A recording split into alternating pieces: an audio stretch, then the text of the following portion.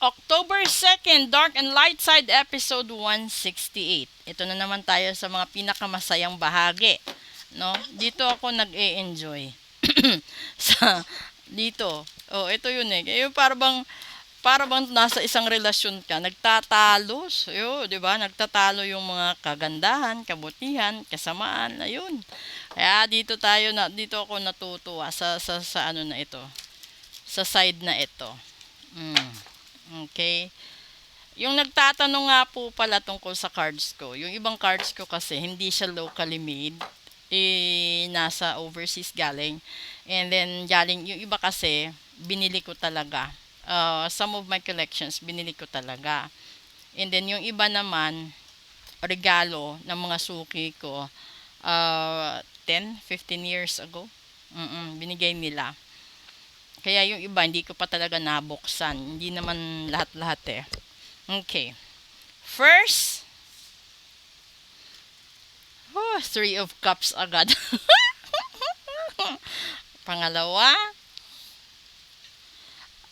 Eight of Swords, Isolation. And pangatlo, the Chariot. Okay, ito na yun. No? Di ba yung una kasi Three of Cups? Ibig sabihin, sa isang pagsasama, no, posibleng pagsasama sa relasyon, kay magkaibigan, sa trabaho, sa pamilya, naramdaman mo na nag-i-enjoy ka, 'di ba? And then dumating sa punto na wala ka na, hindi ka na makagalaw. So halimbawa, ito ay isang sitwasyon sa pera, no? Unahin natin yung pera. Nag-i-enjoy ka dahil marami kang credit card, marami kang financier, maraming tumutulong sa'yo at nagbibigay sa'yo ng pera, nag-i-enjoy ka. And then dumating yung panahon na lahat sila nawala. Tapos, dito pa yung panahon na hindi mo na mahabol yung bayarin mo sa credit card kasi wala nang nagbibigay sa'yo, naubusan ka na. And then yung Chariot kasi is the end and the beginning. So, ibig sabihin, may sinimulan ka na matatapos din. And, pwede mo rin itong tapusin para makapagsimula ka. Yan lang yung sitwasyon na yan. Tingnan natin kung ano ba talaga yung tinutumbok. Kasi posible din yan sa isang relasyon. Na ang buong akala mo, ang relasyon ay puro lang kasiyahan. Tapos dumating sa punto na na-encounter mo lahat ng problema kasi hindi ka nag-background check, nalubog ka sa relasyon na yan. So, nag-iisip ka ngayon kung puputulin mo ba at sasama ka sa iba or isigi pa. Tignan natin ngayon dito. First card, dito, Eight of Swords yung nauna. May connection sila. Pangalawa, the Queen of Wands. And pangatlo, the Sun. Ay, ang ganda ng payo. Okay, kasi dito, nauna yung kasiyahan bago ang paghihirap. Diba? And then, nasa kalagitnaan yung paghihirap hanggang sa humantong ka sa kailangan mong tumigil. Kailangan mong tanggapin na iyan na yung pagbabago. Iyan na yung talagang katotohanan. Dito, diba? Kung ito'y tungkol sa pag-ibig, kailangan mo munang magtiis. Kailangan mong hintayin ang tamang panahon na makikita mo yung tamang tao para sa'yo. No? And then, kapag yung tao na yun makikita mo para sa'yo, mararamdaman mo yung matinding kasiyahan, yung matinding kagaanan ng loob na parang walang katapusan. Kasi ito yun eh, ito yung blessed sa'yo. This is the sun. This is the center of happiness. This is it. Diba? Yung parang talaga para sa'yo. Hindi katulad nito na nakuha mo sa madalian or nakuha mo lang, nakilala mo lang sa isang okasyon, nakasama mo sa isang kung ano mang okasyon meron or posible sa paaralan, sa trabaho, na na-ignite ka, na-inspire ka, natangay ka. Anong pagkatangay na sa sitwasyon na problema ka na? Ngayon, nag-iisip ka, alin ba yung tatapusin mo? Alin ba yung isigi mo, 'di ba? So kung nandun ka sa punto na ganito ngayon, yung sinasabi dito ni Universe sa light side, timbangin mo yung mga problemang dinadanas mo ngayon. 'Di ba? Tapos isipin mo kung alin sa kanila or alin sa sitwasyon ang alam mo na makatutulong sa'yo at magpapasaya at magpapaligaya sa'yo. Kung kakapain mo sa puso at isipan mo, alam mo ang sagot.